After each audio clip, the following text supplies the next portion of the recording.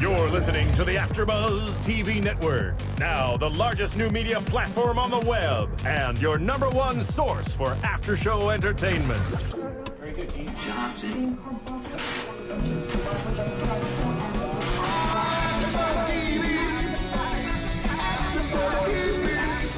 The AFTERBUZZ Studios in Los Angeles, California. Presented by Maria Menounos and Bing.com and streaming live thanks to Akamai Technologies. This is AFTERBUZZ TV's Shark Tank After Show.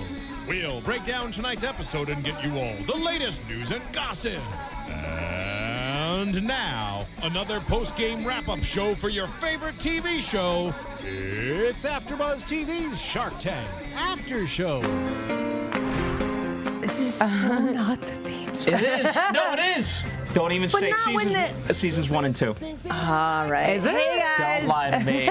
Bing is for doing, and we're here doing a Shark Tank after show. We're very excited for this show. It is season 5, episode 1. I'm Stef Z, and I'm joined with Phil Svitek, executive producer, entrepreneur. Hey guys, I'm Kristina, Zias, host, entrepreneur, and really excited about this show. All right, I guess I have to throw I'm a serial entrepreneur in there. I know, but you didn't know seasons 1 and 2 because you forgot the theme song. I knew the seasons. I wanted to hear when they're walking through the doors. That's what I wanted to hear. The don, like that's what I. You'll hear that later when I give my pitch. All right, I'm waiting for it. So very exciting. We started out, I feel like all three of us are a little disappointed that they don't start with who are the Sharks this season. I am very disappointed.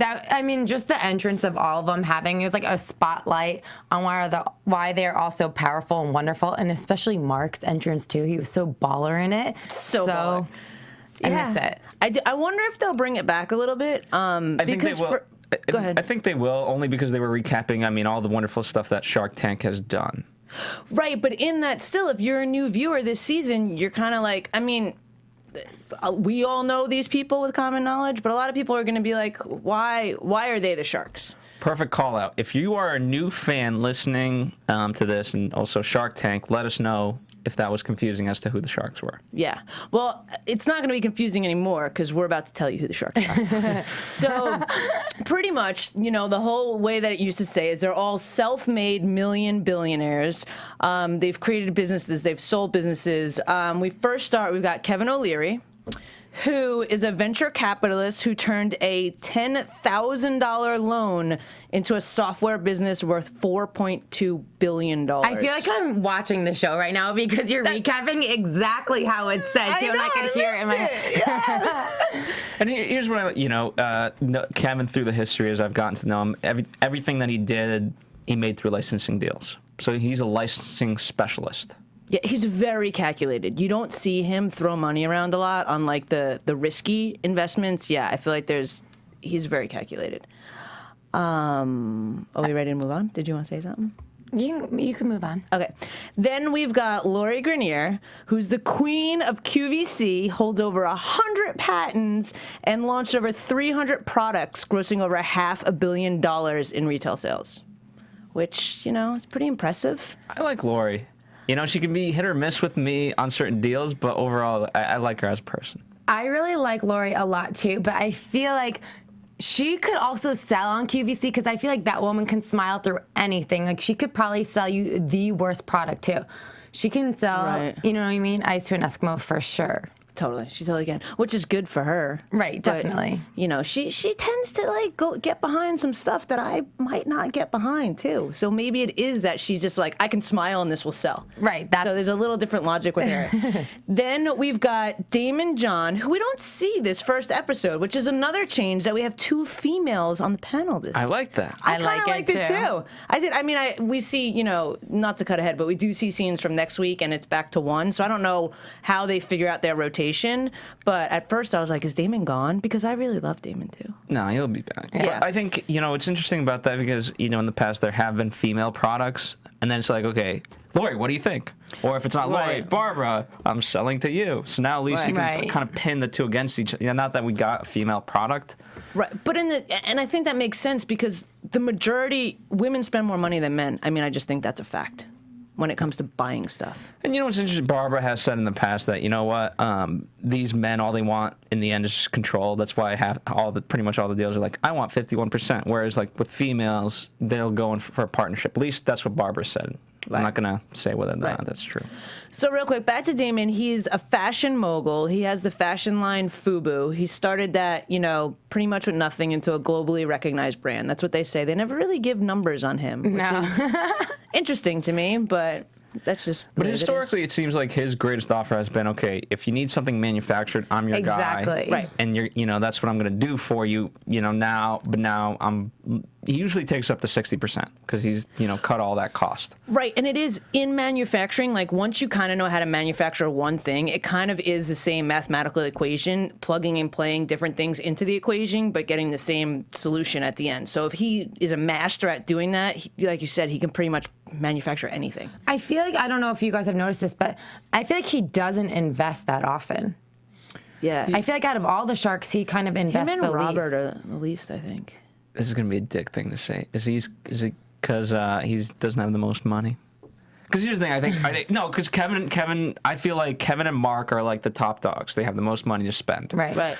I would put Robert kind of underneath that, and then Barbara and Lori, underneath that. And, but in the same sense, they all have to somewhat be in the same realm of whatever percentage they have. They're like whatever they're worth, they're only going to play with a certain percentage. So they might invest less, but I don't think that they would have someone on the show that can't. Like it would be unfair if he didn't have the money that Mark did, and then Mark could just outbid him every time. You know what I mean? Like, there's got to be some way that. And it's not like Mark invests, 100 times more for how much money he has either. Yeah. I feel like Mark doesn't even invest that much, but they're like $50,000 to $100,000 to like $300,000 investments. Not like that. He doesn't have enough money to do that. I just don't think that he knows as much in the realm of business because his strong suit is manufacturing.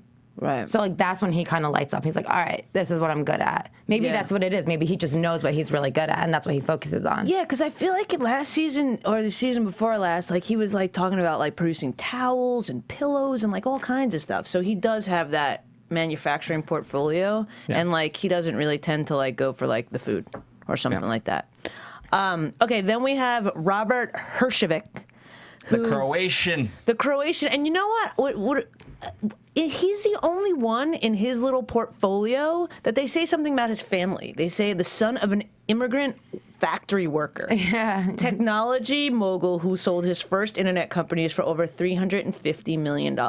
So I wonder if that's just important to him and where he comes from, that it's like family business, and maybe that's why some of the things that he's invested in, like that, what was that, like Buddy, the guitar finger buddy thing. Like he's like super excited about being partnership, like dealing with people that he feels like family with. I love Robert. I feel like he is. He's like such sweet. That's what I mean. Like he has this sweetness that I would think comes from like the family business. Like we're gonna work together. I have to trust you like family. Well, and you see that kind of later on in one of the things that he invests in because that's what it's all about, his family. He's so cute. I love Robert. Yeah. He makes me happy every time. He does. He does sit there and he's like, hee hee, like whenever he's playing with the dog or this or that, like he always does.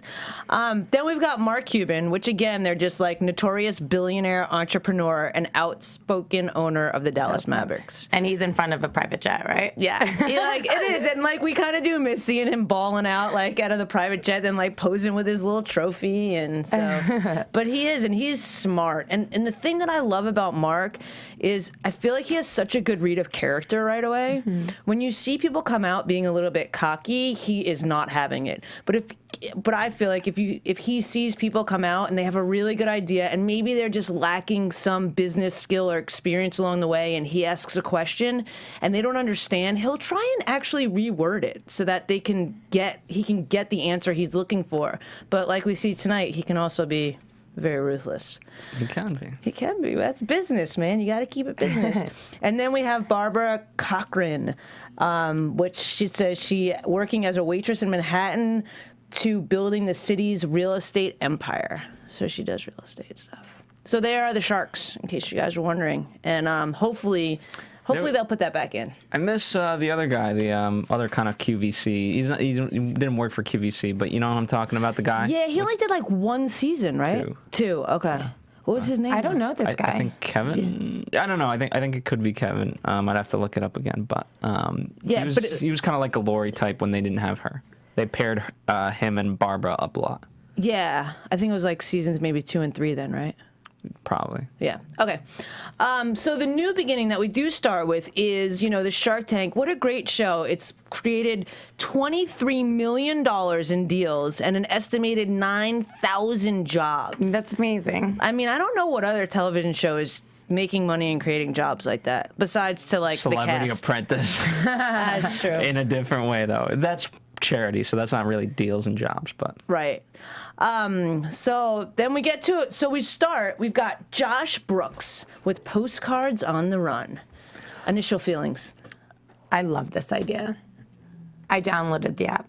Did you? Yeah, because I think it's so cool. One, I love sending postcards. Right. But I can't tell you how many times I purchase postcards and don't ever send them.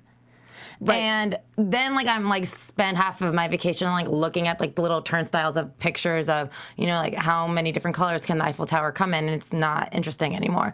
So I think this is a really, really good idea. I think it's brilliant. Here's the downside to me.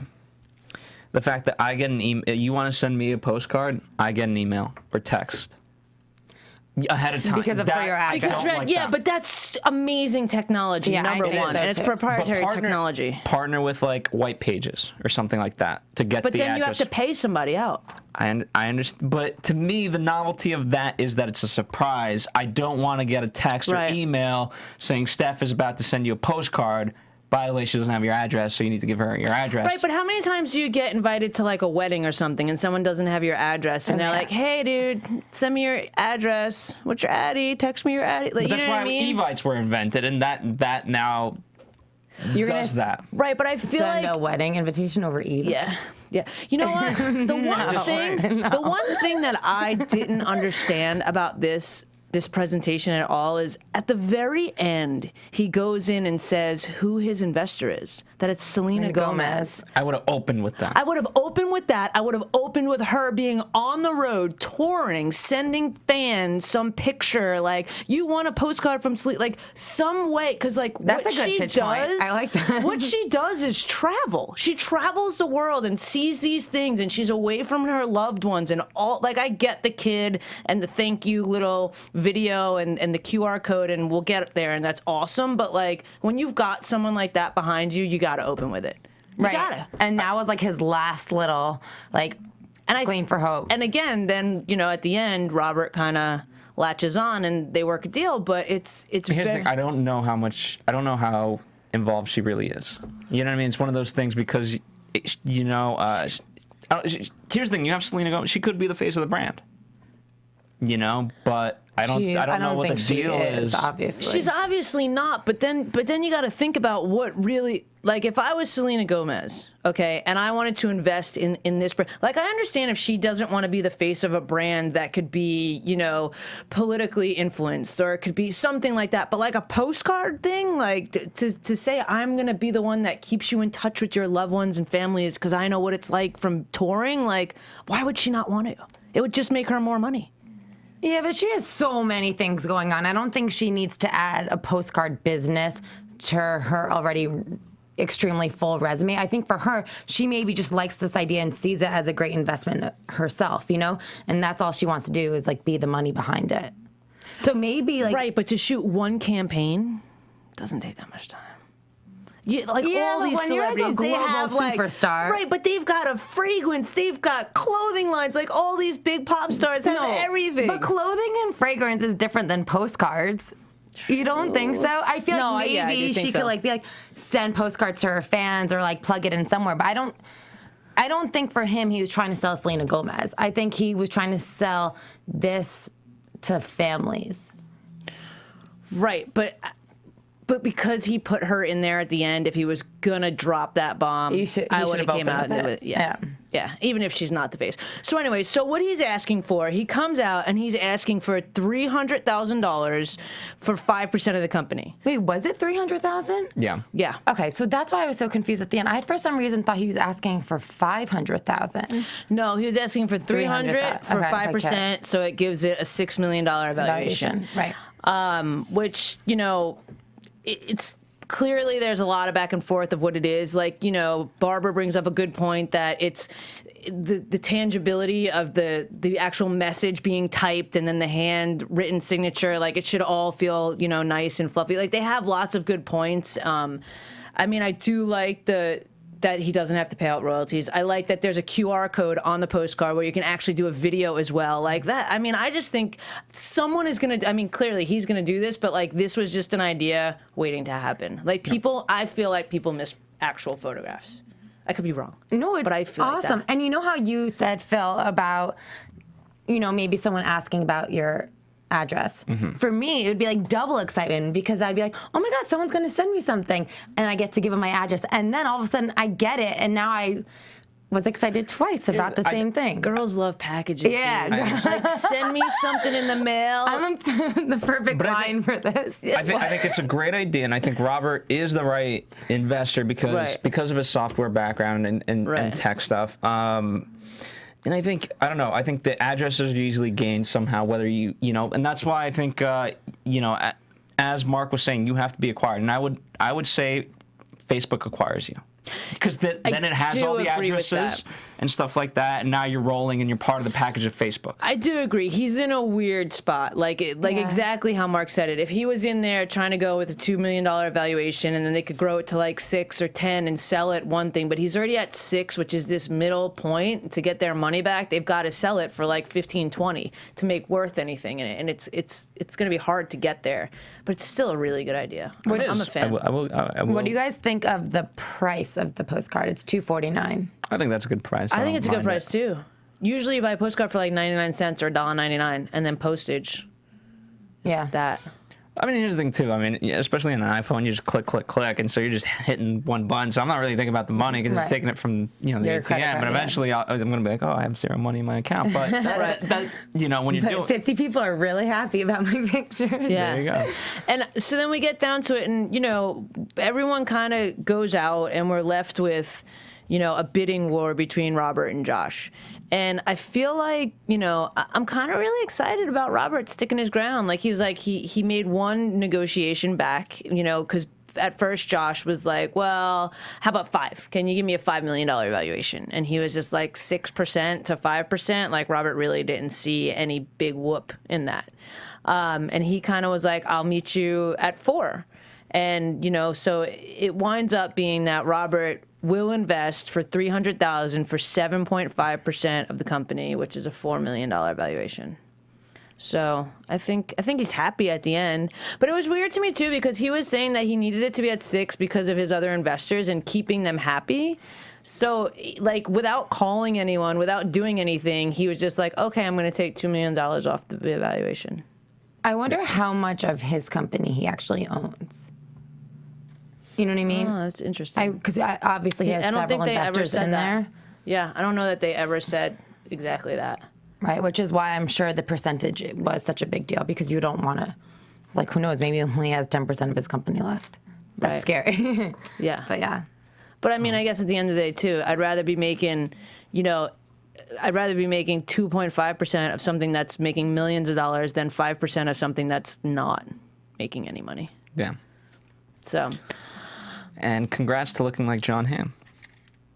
Josh looked like John Hamm to me. Just saying. I love how neither of us noticed that, but Phil did. Yeah.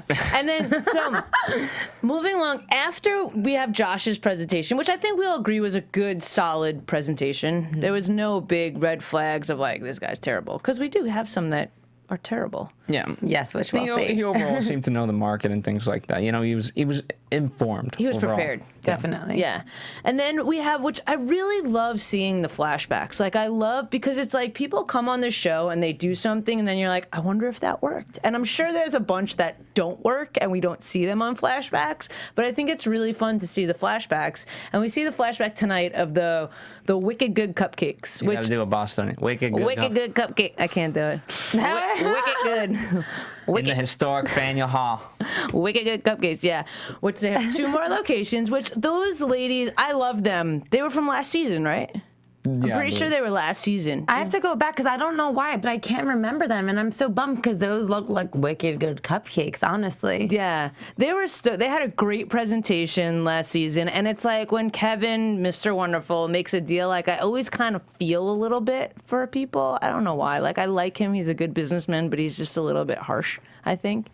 And but it was crazy because they said that before Shark Tank, they had $150,000 worth of sales in 9 months, and after Shark Tank, they had $230,000 in 1 week.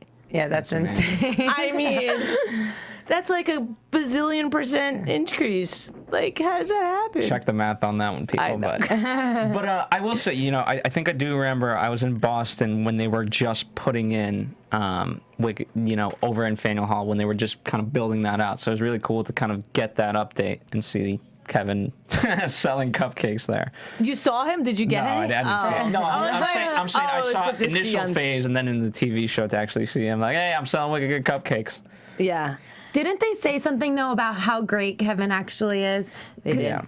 They did. About how he's, like, so warm. And, I mean, they definitely didn't call him fuzzy, but, like, something like that. That he's, like, such a good, big heart and that he, you know, he really, really helped them out. And I love Kevin, too. So yeah, it was nice to hear that. I like him. I just think he's a little harsh sometimes.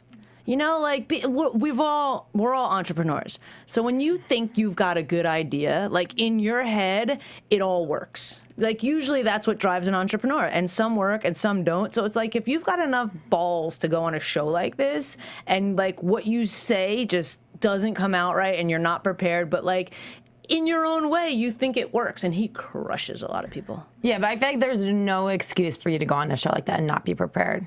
That's true. Some people just think they are.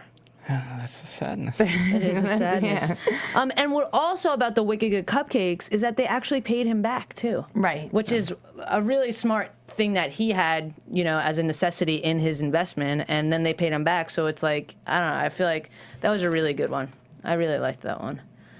Moving along, then we come to the two girls from Tacoma, Washington with Leanne's Gourmet Pickles. Lene, right? How do you? Lene. Yeah. I feel like the grandmother's like being like, make sure you pronounce it right. Yeah. Here's, I wish they had named it like Grandma's Pickle, like something about the grandma. Mm-hmm. I do too. To give the history. Yeah, and I didn't understand why. I mean, clearly it's probably Lene's grandmother, and that's why she got the name. But it clearly is the two girls together. And at first, I thought they were twins. I thought they were at least sisters. At least I know, sisters isn't that or something. funny? And I was like, oh my God, this is great. They're sister-in-laws, correct? Yes. Yes. Yeah. And I think it's really funny that she, like, Allie was saying how she didn't get the recipe until she was married in 7 years later. Yeah, that's cute. So. For me, I don't know. For me, I don't get excited about all the food stuff. You know, for me, I love Shark Tank when it's most about innovation, but I will commend these girls for their presentation and everything that they've done with the business. That's not this, you know, that's a bias of mine is that, you know, I get excited about ideas that move things forward, not necessarily just food. I love food, so I get excited about that. Well, that's where you guys come in. Yeah. I'm out on this investment. No, I can see both sides actually, because I get excited about people doing something differently. Like what really excited me about the pickles was the scavenger hunt that they've created to create That a was buzz. a brilliant like, idea. To make something that wasn't there before is something that excites me. Like clearly there's pickles there before, and they were so cute, those two girls, and like that really. And Barbara touches on it. Like those two girls are the brand. You know what I mean? And that's why they're going to be successful is because it's of them, and that's what makes their pickles different. Yes. See, I just wouldn't pay $7 for pickles. So that was, I mean, but I'm not interested in gourmet pickles, so I guess, you know, it's not for me. I honestly don't think the Target shopper is going to pay $7 for a pickle, gourmet or not. I don't think, I think Target is a wrong market. I do like the statistic of 22% is growing in specialty foods. Right. You know, I think a Whole Foods, I think a Trader Joe's. Mm-hmm. Right.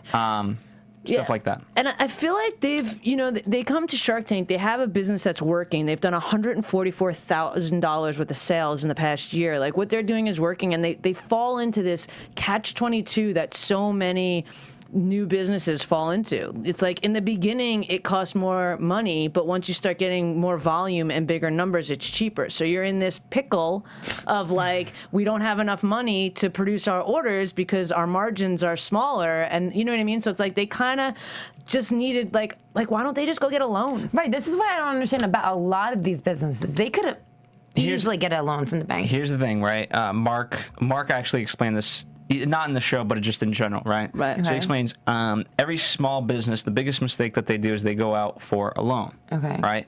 Now, you don't know whether or not a business is going to work. But what you're guaranteed if you do take that loan is you have to pay it back.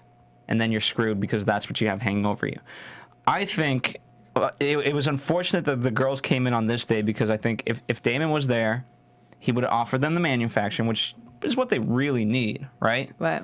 He would have offered that, and you know what? If he was feeling generous, I would have gone and like, okay, you know, because Barbara says, you know, you don't want to really give away your company. In a perfect world, he would have gone in for, okay, I'll give you the money, but you know, it's kind of a loan where basically $1 for $1, which Kevin is known for doing, and then you eventually pay me back, and then I'm done, you know, and that's the loan. But we go $1 for $1 for basically a loan. Right. Okay, this is something that I don't understand. Maybe you guys can explain it better. But if, let's just say hypothetically, Target wants to buy like 10,000 jars of pickles from them, but they don't have enough money to manufacture them. Can't Target give, like... No, because they're buying that thing from, you know what I mean? No, but there is something that I know we had, and when I had my clothing line, something called a factor.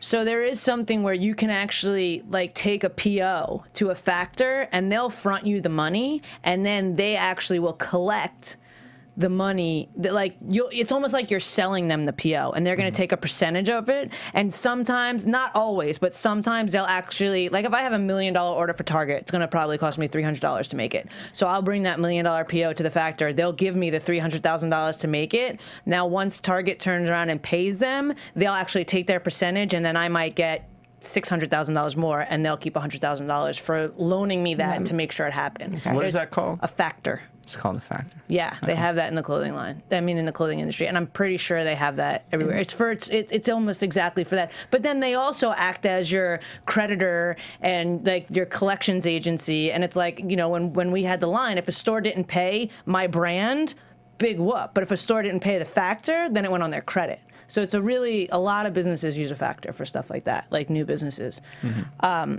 Anyway, getting back to it. So Lori, in a little bit of a harsh way, is just kind of like, I don't like sweet pickles, I'm out. Which I was kind of a little bit shocked that she wasn't like, you can do this sweet pickle presentation and, you know, whatever, but... Yeah, you know, it's just, I don't know, I just hate the arrogance of, okay, if just because you don't like it doesn't mean it won't sell. You know what I mean? Like, but I also understand that, like, you don't want to get behind a product you don't like. Okay, I understand. If I'm not gonna, I don't want to sell machine guns because I don't believe in war. I understand that aspect of it, but like, we're talking pickles here. I don't have to love pickles to sell pickles if I know it's gonna make money. I just think it was the nicest way for her to be like, I'm not interested. Yeah, I see what you're saying, Phil. I agree with you. Like, right. There's not a moral decision in whether or not you sell pickles. I get it. Well, that was one thing that Kevin said too. He's like, I don't know if I want pickles on my resume. Yeah. Do you want money on your resume? Yeah. Well, he also said too that he doesn't think it's going to sell at Target at $7, right. Which I think we all agree with. I mean, it will be there and sell maybe, but I don't think Target's the right market. It's specifically for Target's gourmet food section. And so if they have a gourmet food section, then... But I feel like that's got to be a new thing. I mean, I'm not the best grocery shopper, so don't, whatever. I visit Target a lot. So. Okay, but how many people are going to Target for the gourmet food section? Don't you think they should have called it Target when they were talking about the gourmet food section? That would have been fun.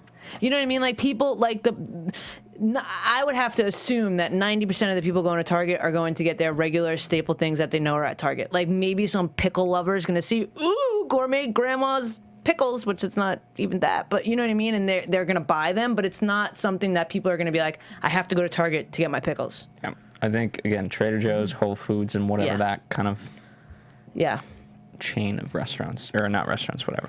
Yeah, and it is. I feel like there's nothing new in a creative food. It's not like they're selling pickles that are like stuffed with cream cheese down the middle. Here's the good. I think they will be successful. Gross. I think they will. So it's in the end, it's better that they don't have a partner. Yes, I agree. And I'm sure their sales have gone up since the show. Since Friday, yeah. Yeah, I'm sure they have to. Okay, then we move on to the two doctors from Tucson. Rolodoc. You know, I feel like Kevin because my mom works in the medical business. She complains about communication all the time. So when they kind of introed it a little bit, I was like, okay, this is, and doctors tend to be smart. Stereotype, I know. So I was excited. And then, then you guys continue. Go ahead. This reminded me of a high school presentation where I was completely unprepared, and I'd go in with a friend, and we'd be like, it's totally fine because we're really good speakers and we're really good at bullshitting, so don't worry about it. It's okay. And I think that's kind of this attitude that they almost had. Oh, we're smart. We know what we're doing. Like, we'll be fine. And one guy was kind of silent the whole time, and as we all know, everything went south. I mean, I just feel like what they came out and said was not what they were trying. Like, they had no idea what their product does. Like maybe they just got cold feet, but I still have no idea what. The best way I could describe it is a LinkedIn for patients and doctors. Right, but they come in and say this is gonna get rid of the need for a pager for a doctor. Like, to my knowledge, and I'm not a doctor, but to my knowledge, a doctor gets beeped when there's an emergency and they have to go to, like, the emergency room or they have to go to here. Like, how is a social network, their favorite word, gonna get rid of, like, are you gonna, like, Facebook your doctor? Like, hey, doc, someone's code blue. Like, it doesn't make sense to me at all. It really doesn't. And again, if you had my mom on here, she could tell you 8,000 things wrong with medical communication. But I think it's doctor to nurse, not patient to doctor. Right.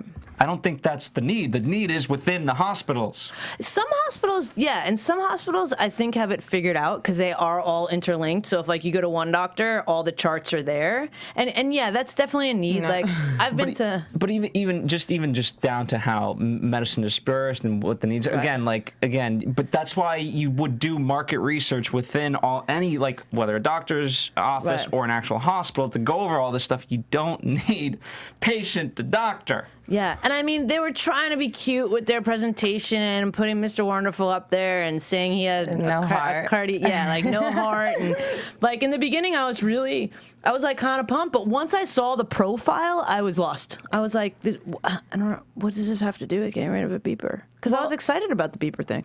They touched several times on, like, silly little things like finding, like, the cute, handsome doctor that's next door at the local hospital. And I feel like they're trying to create almost like the celebrity doctor for themselves via Twitter. Like, how many followers can you have? Or, like, how many, reviews do you get? Almost like Twitter meets Yelp for doctors. Right, but in that, I feel like, which they didn't show at all, obviously. Right, they didn't show that at all. And then at the end, when Mark was asking, like, or actually I think Mr. Wonderful asked, how do I make money out of this? And Mark, like, interrupted and was like, well, you're not going to. Yeah. But the thing was, if that was the case, then it's like, at first they were saying it was going to be like a secured network between doctors. And then if it's client doctor, then it's not going to be secured. So to get the marketing and the advertising on there didn't work, is what Mark said. I think honestly, I think whatever the doctor, obviously they're brothers, but whoever said it, like, they just pulled it out of their ass. Completely pulled it out of their ass. Advertising. And one was silent. You know what's crazy too to me? It's like, I feel like there's got to be somewhat of a good screening process for this show. Like, how did they make it through that screening process? Like, there's bad presentations, don't get me wrong, but most presentations you would at least know what the product is. Here's the screening process. It made good TV. Okay. Yeah, but they didn't know that in the beginning. I know someone who is going on Shark Tank this season. I think we should be seeing them, and from what I've understood, the screening process is insane. And they have people helping you throughout the entire time you're preparing. They help you develop your pitch. They help you answer every single question. So there's a lot that goes into it. And I've heard that each one is actually almost like an hour, an hour and a half at least, and then it gets edited down. So maybe it wasn't as terrible as we saw. No, I like to think it was that bad. And then, I mean, we've got to give it to Mark when he's like, you know what? Since you guys are doctors, I'm going to look you in the eye. And I was like, what is he going to do? And he literally went up and shook their hands and was like, worst presentation ever. Here's the problem. Ever. You know, I don't know if this really matters, but it matters to me what their status as doctors is. You know what I mean? Are they revered in this in this industry? You know, do people kind of look up to them? Are they revolutionary in the things that they've done, or are they just like middle of the road doctors? I think they're middle of the road doctors. And I think that's unfortunately, you know what I mean? Like, if you're going to do something like this and get people on board, you have to be like the best. Yeah, like if you're like a like amazingly known doctor, you have people, because you're scared of legal stuff, you have people figure out the answers to the questions that they didn't have. Well, Mark asked them how many times, like, how will they get other doctors involved? And they're like, well, we have a lot of connections in the industry. Yeah, but they only had 50 people trying out this product. Who weren't even doctors. Yeah, it'd be like 25, and it should be a split, 25 doctors, 25 patients, or whatever. Right. It was just bad all around. Yeah, it was terrible. And then... What was the value? Okay, I don't know. The evaluation... Go ahead. So $50,000 for 20%. Yeah. Okay. So that was what they were asking. $250,000. Revolutionary. The evaluation, yeah. But it just sucks because I'm with Kevin on this one. Medical ideas do last forever if they are correct. Yeah. And, you know, this wasn't the idea. They should, you know. You know, I bet you that someone is going to see this Shark Tank show and they're going to be like, this is what these guys were actually trying to do, and this actually makes sense, and something will come of that. I don't think it's going to be called Rolodoc, and I don't think those guys are going to have anything to do with it. But it does make sense to have some sort of easier access. Like, I don't know if you've ever tried, but if you try and look up a doctor and you have to like go to your healthcare provider's website and look it up and scroll, it's a pain in the ass. So it's like if they could make that process, and almost everybody, the majority of the people hate going to the doctor too. So if they could make that process a little bit cooler, I think it could catch on. Fair enough. Well, protein is never wasted when a death occurs. I love it. I love it. I love him. And it was really funny how Lori was like, well, at least I got one thing right. You don't have a heart. Yeah, that's funny. So, and then we move on to the two entrepreneurs from Dallas, Texas. I like them as soon as they walk out. We've got Cole Eager and James McDonald, the owners of Sweet Balls. I liked them. The minute they walked out, they looked well prepared. They looked confident. They were wearing their little Sweet Ball jackets. I really liked them. They were very like calm and collected. You know how some people are like so eager and anxious as they go in? I feel like they were like just kind of standing back like this, answering questions as they came. And that's how you got to do it. They were there to do business. They knew that they had a product that's selling, which we find out, and they were just there to be like, hey, like, it would really be helpful if we got one of you guys on board, but I feel like if not, they'd be fine. So we get into it, and they're asking $250,000 for 10% of their company. So they're giving it an evaluation of $2.5 million, which I feel like, again, in the beginning, people are like, okay. And they start asking some questions, and the way that they describe it is like the cake pop, but without the stick. Right. And I've never had a cake pop. Have you guys ever had a cake pop? Yeah, cake pops are great. Really? I've had a cake pop. I haven't either, but I did try and go today to a few 7-Elevens and find Sweet Balls, and I couldn't find them. Me too, and I was so bummed out. And the guy showed me Ferrero Rochers. I'm like, I know what Ferrero Rochers are. Yeah. I want Sweet Balls. Sweet Balls of fire. And again, Lori starts asking some, realistic question or practical questions like, what's the shelf life? And they say that has a 45-day shelf life, which I don't know if that's a lot or a little, but it sounds like a good shelf life for unrefrigerated cake. Yeah, it sounds pretty good. Yeah, it sounds good. And then Kevin asks, okay, how much is in your sales? And they say in the last 90 days, they've had $700,000 worth of sales. And I feel like everyone is like, wait, what are you talking about? Like, I feel like everyone's like, oh, another little like Sweet Balls bakery product. And then they're like, wait, excuse me? Yeah, they're all doodling. Anyone wanted to see. Yeah, it's like all of a sudden everyone's like, what? Everyone looks up, which is awesome. And even in that $700,000 they've had in the past 3 months of sales, they have a profit. So they're making money. They had a net of, I think, $95,000, they said, which is a win-win. But then Kevin asks the question, where's your distribution? And then they say the biggest retailer, which is 7-Eleven. And then we find out, though, that 95% of their distribution is to one retailer, which is a little bit, I feel like that's a little bit risky. It's risky, but if you're having that many sales in 90 days, they're obviously not going to drop you. So do you think it's risky because other retailers won't be interested? No, I think it's risky because all your balls are in one basket. What I think is interesting is their price point. Never mind. I was gonna call it a sack. They're all in one sack. There you go. There you go. We love you, Phil. It's a 4-pack for $1.99. Yeah. So I feel like they almost have to stay in this convenience store arena, right? Because where else are you going to get like a 4-pack of baked goods for $1.99? Yeah, and that was the thing at the end when Mark was saying that, like, why he was trying to, make them see that he would be a good pair, saying that he'd put him in his theaters and his sports arenas. Like, I don't ever see myself going to a sports arena or a movie theater and buying something for $2. Like, it's got to be more money than let's talk about a theater. For a theater, you wouldn't say like candy you wouldn't put it in the candy category of this stuff. I could, but it would usually cost $6 for candy at that. So it's like people are going to be. I feel like the sales would hurt there because people are going to be going to 7-Eleven and buying it for $2, putting it in their purse, and then going into the movie theater. Yeah, but people buy Sour Patch at the movie theater for like $7. I feel like, yes, that's A, true. B, Mark's theaters tend to be a little bit, for the higher crowd. It's like the ArcLight or the iPic theaters, right? Yeah. So you're going to pay a premium. I wonder if they do a different packaging too. Like maybe you get 6 sweet balls at the movies instead of 4 or something.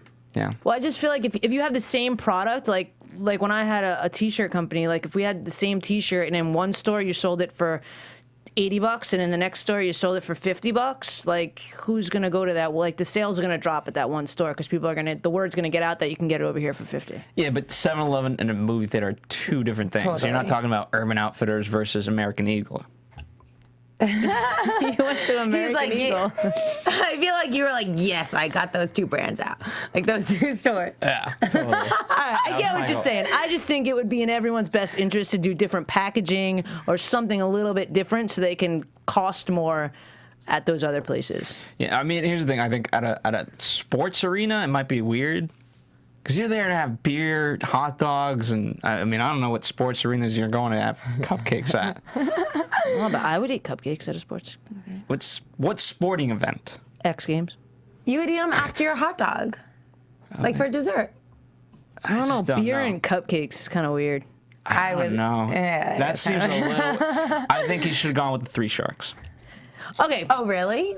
Okay, get into it. So this is something. So with these sweet balls, something happens that I don't know that I've ever seen before. And maybe you remember, Phil, but I don't know that I've ever seen all 5 sharks were interested. Not only were they interested, they paired up with others. So it was 2 teams that were kind of battling for the product. Mm-hmm. I have certainly not that. No, I haven't seen that before, which was awesome. And it was first Barbara throws out a bid that's just $250,000 for 40%. And it was I felt like it was really genuine the way that James was like, is that our only offer? You know what I mean? Like, or thank you. No, he said, thank you for the offer. And he was like, I'm not saying no. I'm just saying thank you. Because it was like the first one. So you can tell that they're 2 genuine dudes that are just trying to like make a buck, run a business. But it really is interesting how she then takes back her bid and she's like, okay, clearly I've been outbidded. And you hear Mark I feel like it's when Robert was talking, you hear Mark say to Barbara, I like these guys, but I don't know the cake and candy business like you do. and you hear them talking about it. And then Barbara chimes. Is that exactly what he said? That's what he said. Was when that he whispered. did you lip read that, or did you hear that? No, they did it, so I had to rewind like twice, but they did it so that you could hear that. Which, and then you don't hear the rest because, you know, apparently when Barbara's talking, she's again offers 30%, and Mark's like, that's not what we agreed upon, which is funny because then the others try and play on that they're bickering already, that it's not going to be a good business deal for them. But they do get down to the $250,000 at 25%. And then the other three sharks team up and want to give $250,000 for 30%. And you, Phil, you said he should have went with the three sharks? Okay. Who did Wicked Good Cupcakes? Kevin. Mr. Wonderful. Okay. Then Which team is Lori. Kevin on? Team B. Okay, and you get Lori, right? Miss Queen of QVC, and then you also get Robert, one of the nicest guys ever. I think you have it, you know, because here's the thing. Kevin's going to do what he did with Wicked Good Cupcakes. Lori's going to get it on QVC. And then Robert will actually do a lot of the grunt work that is needed to help build this up. Yeah, but to be honest with you, as soon as they walked in, they were all about Mark. They're from Dallas. I swear, when Robert was talking and they saw Mark leaning over to Barbara, you just see their eyes, like, in the camera going like that. They were interested in what he had to say. And I think for them, too, just the lower percentage was more attractive. Because I think they just kind of need to raise the money right now. I understand that, but that's 10% per partner. Right, no, not I get 5% 30% to... Right, I get why they were asking for 30%, but I understand why they weren't interested. I agree with you because he did say, James said that he used to work For sports. And then Mark was like trying to be snarky, like, you didn't do it for the best team. He's like, the Dallas Mavericks are the best team. Like, I feel like everyone has to go in being like, I want my Mark. dream would be like, yeah, I want someone. Maybe not always Mark, but I feel like Mark is too more of the household name than the others. Definitely. For some reason, so. I like movie theaters. I don't like sports arenas. And I'm just going to leave it at that. I think it was a mistake. But I feel like Mark is also so well connected. He could obviously get him into other retailers. Robert I was would also saying Costco. Perfect for Yeah, Costco. Sell Costco. freaking sheets of sweet balls. And here's what I would do. I would merge been the great. businesses to a degree. Wicked Good Cupcakes along with this. They're the same kind of category. Well, I don't know if I don't everyone know would be if I- involved in yeah. that. But I kind of, you know, as much as I love Mark too, because he's kind of my favorite, I kind of tend to agree with you, Phil, that the three might have been better than the two in this case. Either way you slice it, they've got a great business, they've got a great deal. As far as, okay, so that pretty much wraps up the show for this week. Do we have some predictions? Well, I have a pitch. You have some, right. For the right. viewers. For the viewers. Phil has our pitch here. All right. For $5.99, right? $5.99 US dollars. Just, you know, for all the international fans. You can go on iTunes and download Adventures of Serial Buddies. That's 100% of a movie to you at zero. You own no equity. Can I make my money back after No. I watch? Here's what you get. You get a comedy, amazing comedy, very highly reviewed. You get Christopher Lloyd, Christopher McDonald, Artie Lang, Beth Bears, Maria Menounos. Did I say Artie Kathleen Lang? I get them Gifford. so they come to my house and say hello? Through your TV screen, damn right. Or you could go down if you want a physical copy. There's lots of places you can buy the actual physical DVD now that it's out since September 17th. So amazing. Sweet. So you get a whole movie. Sold. There you go. And No, it helps I want it. You AfterBuzz. can't have it. No, just kidding. I'll pay $10 for it. I'll pay 15. Proceeds go to AfterBuzz TV. Sweet. And that Keep the keeps us lights going, on. keeps the lights on. That's right. We just got the AC turned off, and you know what? We need the AC back on. Yes, please. So for $5.99 at 100% movie, we get AC, and you get a movie. I mean, this is you guys are raping me for this. Oh my God, you fans are raping me. I know. I just Phil, went that there. was fantastic. I know. I just I went did there. not know that this is what I signed up for in talking about business and Shark Tank. I know. I'm channeling South Park because they reference stuff like that. I don't believe we have, there's not too much, does anybody have any news? It's the first episode, not so much news going on. It's back, it's great. Check out some of the interviews by, a lot of the Sharks have been kind of doing interviews about the show and things like that. You know, I don't know how current it is, but it's always interesting. You just YouTube it and it's fun to see. Were they nominated for an Emmy? They were nominated at the Critics' Choice Awards because I was there, and I actually got to interview Lori, which was really interesting and fun, and she's really smart, and she was pitching her entrepreneur site for advice on entrepreneurs, which I don't remember. But I think they were up for an Emmy too. I feel like Shark Tank has been the #1 watched show on a Friday night, even when it's a rerun. Like, I'm pretty sure I've read that. So. Because people love it. It's great. It's great. And I feel like it's kind of like that hidden show. People don't really talk about it. And then once you mention it, everyone in the room gets excited. Right. And then so we can move on to a little bit of predictions. What's going to happen this season on Shark Tank? And now, your AfterBuzz TV predictions. What do you think, Phil? Next week's gonna be fun. There's apparently like $4 million bid to buy a company. That's gonna be fun. Yeah. You know what? This must be a great idea.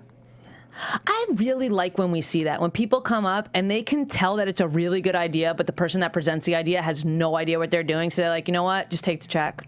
Yeah, my favorite is like. I feel like Lori does that a lot. Yeah, just take the check and I'll run it myself. My favorite is the whole like, I'll buy out the company and you get no phone call ever to me, and then it's like, okay, how about the same offer, but you get one phone call. And that's when it gets really fun in a, like, hey, you're kind of a dick way. But I can understand why it's happening, because there's so many people that go in there that have great ideas. I'm like, what? Yeah. Why? You are terrible at this. Yeah. Your idea is great, but you're terrible. Yeah. And you're going to run it to the ground. Like the guitar guy. Remember the bendy guitar? The bendy guitar, yeah. That stayed in tune? Okay, so... Yeah, it totally... But there was the other guitar guy, the finger learning guitar, that actually worked. There was 2 guitar guys. Yeah, well, there was an asshole one. Do you guys remember Seth MacFarlane on it? Yeah. Okay. We'll have to get to that next week. Okay.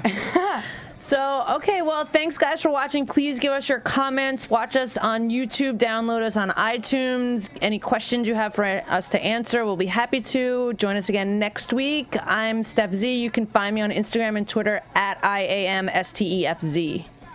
And you can follow us here at AfterBuzz TV, and let us know if you have any questions about deal making. I mean, Steph knows the fashion business, so she can help you there. I can help you. God knows what. I don't know what I can help you with. Hey, you guys. I'm Kristina Zias. Follow me at Ms. Zias on Twitter and Instagram. And please, if you're in Southern California, let me know where you can find sweet balls. Thank you. The Sweet food, balls. not. I just said sweet balls. Wow. See you later, guys. Bye.